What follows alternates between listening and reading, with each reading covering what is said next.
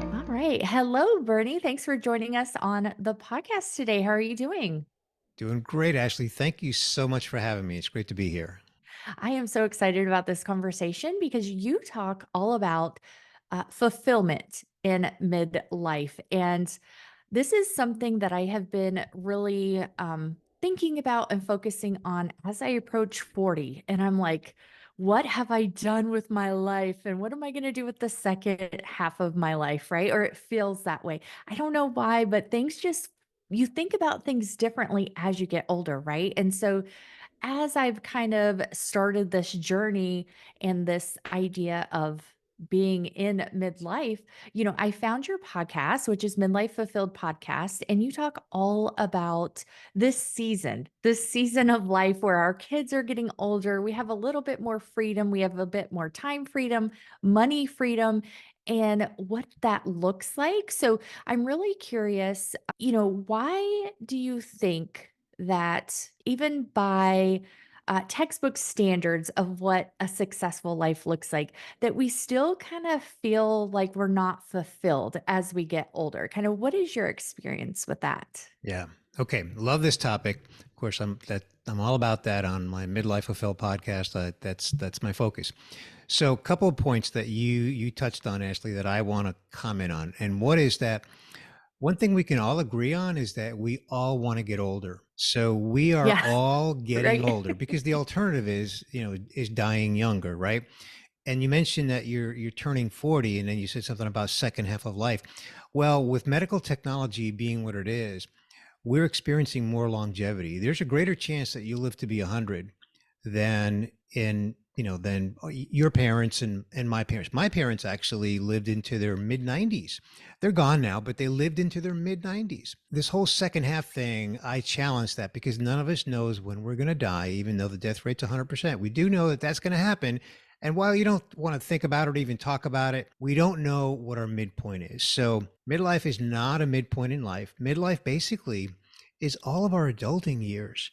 It even includes our 30s, believe it or not, Ashley. Believe it or not, it includes our 30s because it's really when we're adulting with responsibilities. And the reason is because this is the simple explanation. We have three phases in life: youth, midlife, and end of life. So let's cover the youth and end of life. Youth is basically birth to through our youthful years, which for most of us goes through our 20s. We're still kind of figuring things out in our 20s. And then somewhere in our 30s, for a lot of us, it's not universal, but for a lot of us, we start to really be an adult with responsibilities. Maybe it's a mortgage, maybe it's kids, that sort of thing, right? Let's get to end of life. And that's simply a decline in health, meaning, you don't die early of an accident or an illness, right? And sadly, most of us have experienced loved ones or friends that have died way too young, either through illness or accident. But like my parents, they lived into their 90s and simply reached an end of life phase, which is a little more natural. You know what? All the decades in between, that's our midlife seasons, multiple seasons, right? And I actually say that we have three midlife seasons. Simply stated, they're early, mid, and late. I'm 66. I'm kind of in that mid, maybe approaching late midlife. Back to the other part of your question about fulfillment. Fulfillment is very deep in our soul, Ashley. It's different than happiness. Happiness is an emotion, and emotions can run high and low. They can change from day to day. They can change from hour to hour. They can even change from minute to minute, right? I'm talking about all emotions, and happiness is an emotion. Hmm. Fulfillment, Ashley, fulfillment is something that you experience because it's an achievement. You graduated college, you completed a certificate, you helped your kid accomplish something, whatever that may be. It might be a science project, or in my case, my kids are adults, so they both graduated from college. By the way, debt free. I thought you'd appreciate that. Awesome. Yep. Yeah, for So sure. that's a sense of fulfillment. And here's the thing. Here's how you know the difference between fulfillment and happiness. Fulfillment is immutable. So what does immutable mean? It means it's permanent. You can't take it away. So my kids example, right? Like that fulfillment, they both graduated from college, debt free. A bad day, a bad week, a bad year can't take away that fulfillment that my wife and I achieved with our kids, right? And that's just one example, right? My college degree, I got my college degree in 7 years because I did 5 years at night. So when I accomplished my college degree, which most people, a lot of people, I shouldn't say most people, that's a cruel thing to say. A lot of people take their college degree for granted because they went for 4 years and they were done. Well, it took me 7 years because I did 5 at night. When I completed that, that was a lot of work. I had a tremendous sense of Mhm. fulfillment because along the way I was tempted to quit many times. It was hard work. So when you Oh, I bet. achieve something, whatever it is, you have a sense of fulfillment and it is immutable. Well, I'm curious, why should people maybe focus or dive into this feeling of fulfillment? Because a lot of people, you go to work and you just take it day by day, and then the next thing you know, it's been 5 years down the road. And especially, my women that I work with, they're working, they're stressed about money, all those types of things, so it almost feels kind of selfish in a way to like think about fulfillment and how to reach that fulfillment. So, in your opinion, why should we still make that a priority in our lives? As I mentioned, happiness is an emotion, and so happiness can be a roller coaster ride.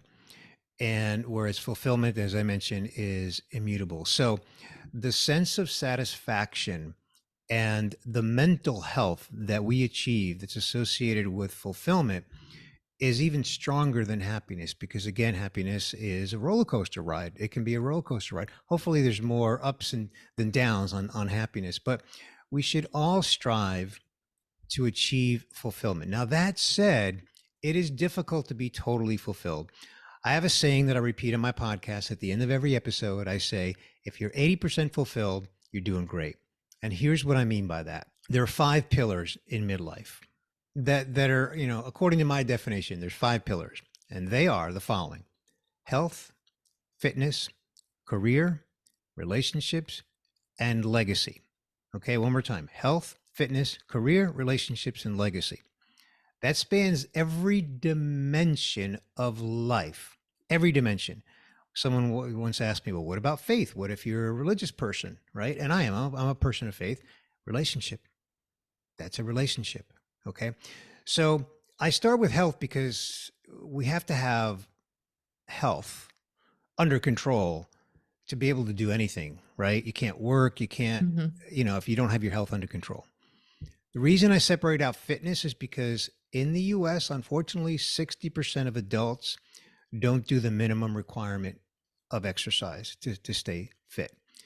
And fitness does impact health, no question about it, but it can also impact other things. It can impact relationships. It can even impact your career in some ways, right?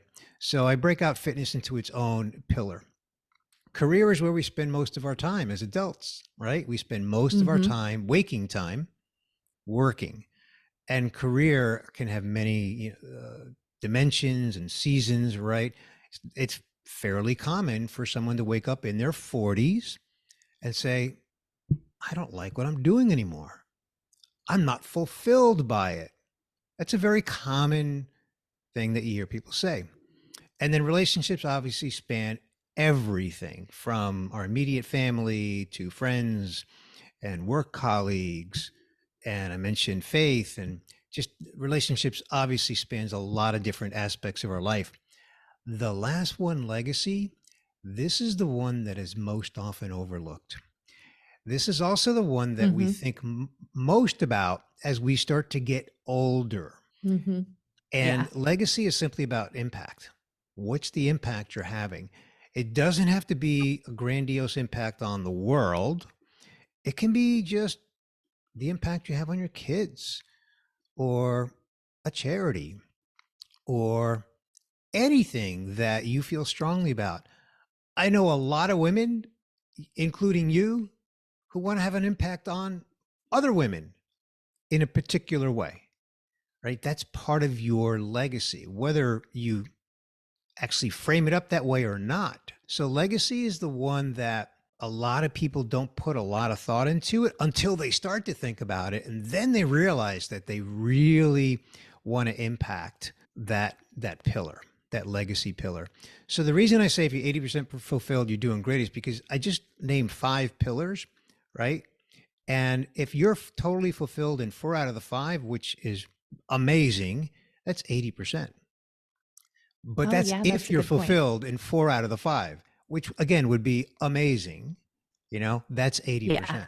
So And I will mention that it sounds like a lot of them are kind of overlapping in finances in case anybody's like, what does this have to do with finances? It's all interwoven, right? Like, and what I see a lot when I'm working with my one on one clients is once they start to improve their finances, they start to improve those other aspects of their lives, including fitness, including relationships and career. And it all just kind of goes together in a lot of cases. And I'm sure you see the same thing. So, what are some things that people can do to kind of start this journey toward fulfillment? They might be listening and haven't even thought about like what kind of legacy that they want to leave for their children. And we talk about that a little bit too, but even just legacy on the world, like you talked about the impact, but those other aspects of their life as well. So, what are some things we can do to kind of just start this journey for this season? absolutely, yeah, yeah. So first, look at each pillar. Again, health, fitness, career, relationships, and legacy. Look at each one of those pillars, and then just ask yourself, how am I doing? How am I doing in each one of these pillars? Starting with health. For some people, maybe they've neglected their health. Maybe they've had some habits that were, not good habits, and they knew it, but they've just swept it under the rug, and they've been doing things that are not good healthy habits. And by the way, Ashley, health has 2 pillars underneath it, and one is physical health, and the other one is mental health. So just start with health. How are you doing in your health? Same thing. Go to fitness. How are you doing in that fitness pillar?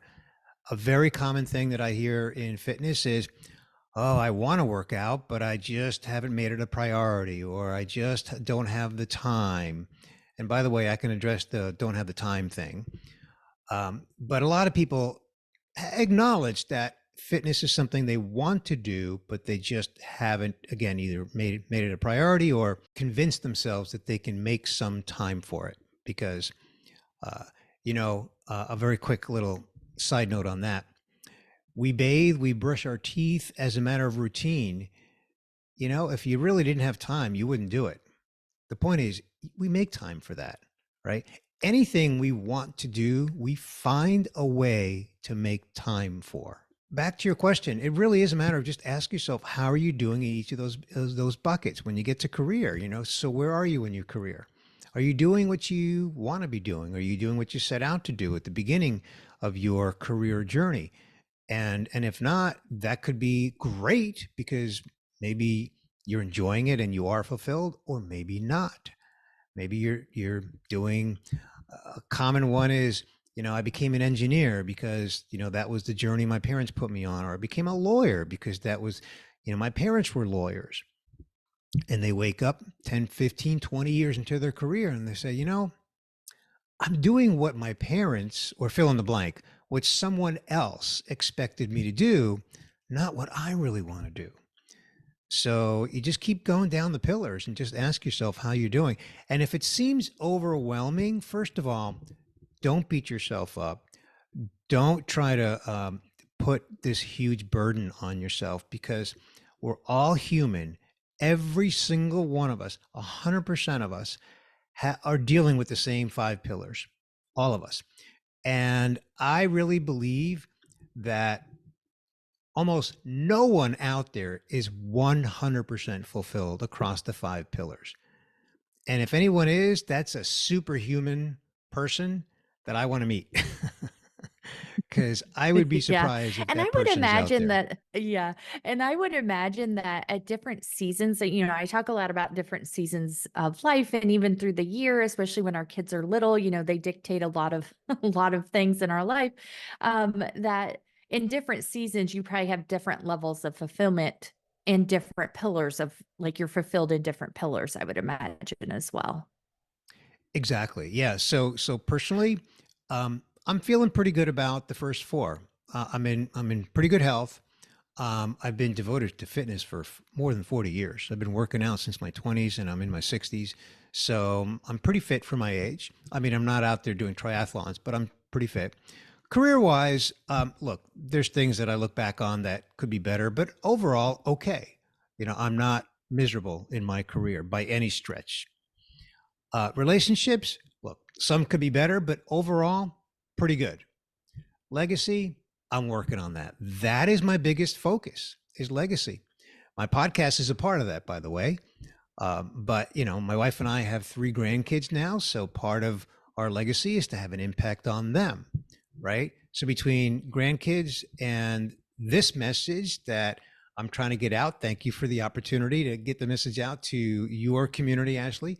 This is part of my legacy is to really just help people understand what midlife is about and the opportunity to really seek fulfillment. So that's part of my legacy. So that pillar is the one that I'm working on the most right now. Yeah, and that makes sense that we would kind of focus on different pillars depending on the season that we are in. So, do you by chance have like any resources for people to kind of start this journey and kind of narrow things down?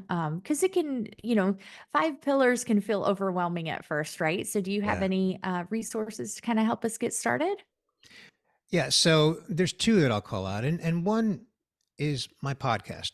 I often hear people who start listening to the podcast say things like, "You're really speaking to me because I'm addressing these topics." I feature a lot of people who either tell a personal fulfillment story or they come on and teach. Right? I know we're scheduled to have you on my podcast, and so by teach I mean share their expertise on a given topic that's relevant for midlifers. So I would say start with the podcast and actually start with episode 100 because 100 is sort of a not a reboot, but it's very foundational to the explanation of these 5 pillars. The other resource is I have on my website, midlifefulfill.com, a workbook. It's a free workbook. I chose to do it around career because it seems to be actually the pillar that most people struggle with, right? I mentioned earlier the transitions people go through in career. So I wrote a workbook called the Reboot Midlife Career Reboot, right? And the workbook uses a 5-step method that I used to reboot my own career 7 years ago. So I walk through it in the workbook. And the reason I call it a workbook is because it is a workbook. It's not just a book you read. I cover 5 steps. And after each step, put a couple of exercises in there. And it's all digital. I mean, you could print it out, of course, but it's all digital. And you simply go through the exercises yourself so that if you are looking to reboot your career, then the method, the 5-step method, can help you. Incidentally, the 5 steps also can have a different use case. Not even about rebooting your career. You can use those 5 steps for business development. The principles apply exactly the same for business development. And that resource is on my website at midlifefulfill.com. It's called the Reboot Workbook. You'll see it. I put it front and center. You can't miss it. Yeah, I saw it when I was checking out your website.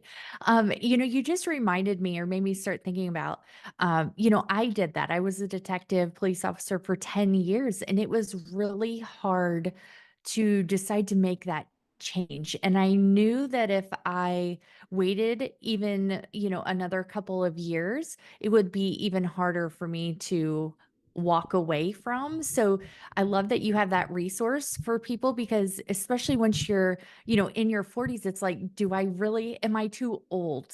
Am I too old to make that career change? Is it too late? And I hear that a lot, right? With finances, but also with um, just trying new things and, going back to school or changing careers and things like that. So kind of what are your thoughts on that when people say I'm too old to make a big change like that? Oh, I feel strongly that you're never too old. You're never too old. Same. Yeah. Because if you are passionate about something like what you did in the pivot that you did, I mean, you might pivot again and then in another 10 or 20 years. You don't know Mhm. that. You can't predict that. But no, you're never too old because as long as you know what it is that you want to pivot to. And I realize some people struggle with, well, I don't know what I want to pivot to. And that's a different conversation, right? Mhm. But if you know what you want to pivot to, no, it's never too old. Now, it may be complicated. It may be, well, I have an income right now in the job that I have 10 years experience in. I have skills and expertise. I can't walk away from that income and go do this other thing, which, by the way, I have to go to school for. I'm making that up, but that can be Mhm. possible, right? So I'm not saying it's Oh, yeah. easy or simple. It might be complicated, but it doesn't mean it can't be done. It's just a matter of That's a putting good point. a plan in place for it. You know, just work with your loved ones and figure out how you can put that plan into place. Now, if you don't know what you want to pivot to, and we can't spend a lot of time on it because we're on a 30-minute podcast here, right? But the simple method to think about, which takes a lot of thinking, is define what your values are at this point in your life, because your values now might be different than what they were. For example, Ashley, you still have kids at home. Well, my kids are out of the house. They're adults on their Mhm. own. They have kids of their own, right? So we have different values in terms Mhm. of how we spend our time, things we do, when the kids are home and they're It's a kids good point. versus Mhm. kids are out of the house, right? I'm not talking about the Yeah, values exactly. associated with ethics and morality, right?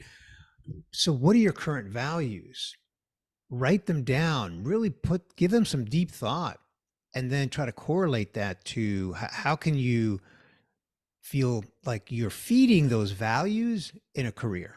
And I bet that Yeah, aligns really I well like with that. what you're doing. Yeah, exactly. And the same goes for, your finances. So I just love how much this, even though it's like kind of different topics, but they're just so intertwined, right? Because I talk about values with your money and like how you spend your money. And it's the same thing for, these other pillars and these other things in your life.